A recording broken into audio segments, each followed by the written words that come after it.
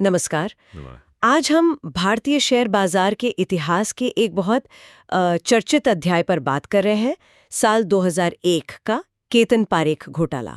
जी। हमारे पास JPC reports हैं, सेबी का आदेश है और हाँ, उस दौर के जो केतन शेयर थे उनके आंकड़े भी हैं। बिल्कुल। तो कोशिश रहेगी कि समझें ये सब कैसे हुआ, क्यों हुआ और असर क्या पड़ा। हाँ, और वो दौर भी समझना ज़रूरी है।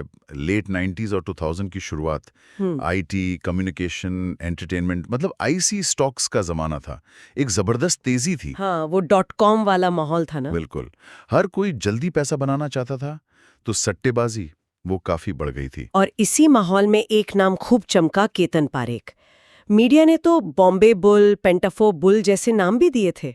जी हाँ। लेकिन ये तेजी सिर्फ बाजार की नहीं थी, इसमें कुछ गड़बड़ भी थी, हेरफेर शामिल थी।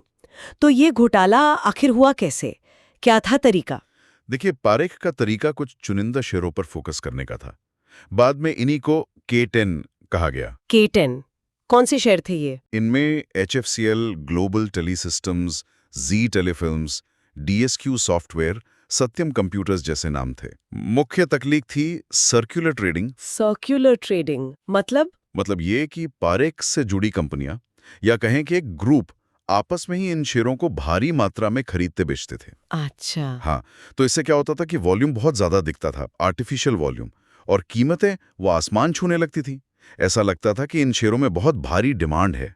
लेकिन सिर्फ कीमतें बढ़ाना काफी तो नहीं होता होगा। इतने बड़े खेल के लिए पैसा वो कहाँ से आ रहा था? यहीं पे शायद बैंकों का रोल आता है ना? हाँ, बिल्कुल। और ये इस घोटाले का शायद सबसे खतरनाक पहलू था। एक नाम इसमें खास तौर पर सामने आया, Madhavpura mercantile cooperative bank, MMCB। MMCB, cooperative bank. जी हाँ, एक कोऑपरेटिव बैंक। आरोप ये थे कि बैंक ने पारेख की कंपनियों को पे ऑर्डर जारी किए, वो भी बिना पर्याप्त सिक्योरिटी या फंड्स के। बिना फंड्स के, हाँ। और MMCB का एक्सपोजर पारेख की कंपनियों पर बढ़ते बढ़ते करीब 888 करोड़ तक पहुंच गया। 888 करोड़ एक कोऑपरेटिव बैंक से, ये कैसे मुमकिन हुआ? लिमिट क्या थी बैंक की? लिमिट तो सिर्फ 205 करोड़ की थी। मतलब साफ है कि नियमों की धज्जियां उड़ाई गईं। जेपीसी रिपोर्ट भी इसी तरफ इशारा करती है कि अंदरूनी मिलीभगत हो सकती है। और फिर इन पे ऑर्डर्स का क्या हुआ? उन्हें बैंक ऑफ इंडिया, BOI जैसे बड़े बैंकों में डिस्काउंट करवाया गया, मतलब कैश ले लिया गया। अब जब MMCB वक्त पर भुगतान नहीं कर पाया तो BOI फंस गया। बिल्कुल, BOI को सीधे 137 करोड़ का नुकसान हुआ। इसके अलावा कैलकाटा स्टॉक एक्सचेंज, जहां मार्जिन नियम थोड़े ढीले थे, उनका भी इस्तेमाल हुआ। इसे वेन्यू शॉपिंग कहा गया। कमाल है, पूरा सिस्टम ही जैसे मैनिपुलेट किया गया। चलिए अब जरा उन K10 शेयरों पर आते हैं। आंकड़े बताते हैं कि उनका हश्र बहुत बुरा हुआ। हश्र, वो तो भयानक था। कुछ आंकड़े तो सच में होश उड़ा देते हैं। जैसे DSQ सॉफ्टवेयर का उदाहरण लें।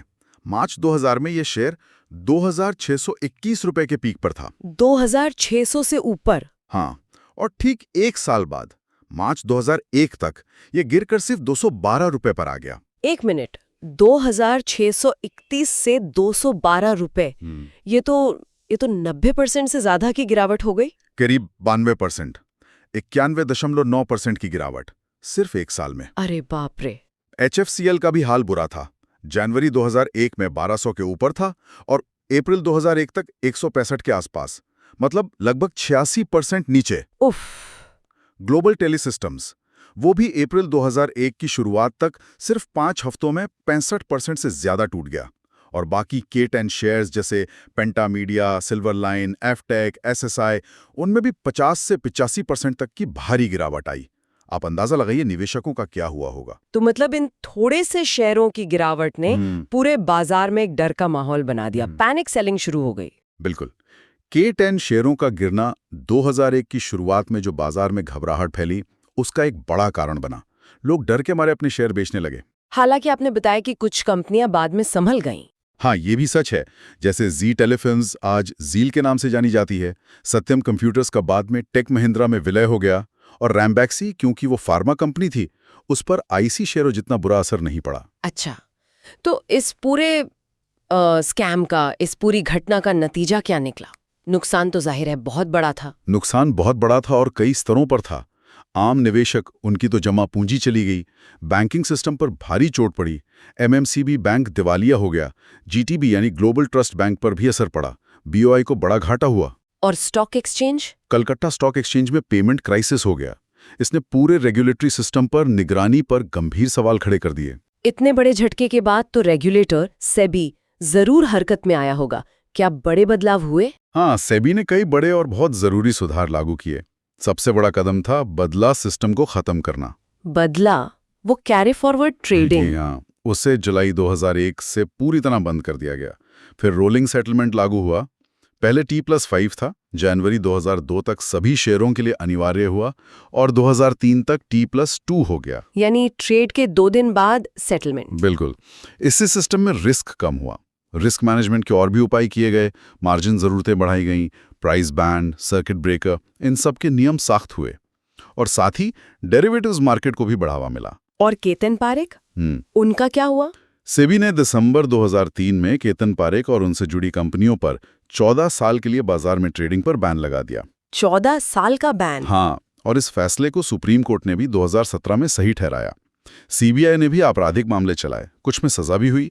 और देखिए, इतने सालों बाद भी हाल में 2025 में भी उनका नाम कुछ कथित गड़बड़ियों जैसे फ्रंट रनिंग में आया है। मतलब नियामक अभी भी नजर रखे हुए हैं। तो संक्षेप में कहें तो ये घोटाला एक तरह का वेकअप कॉल था।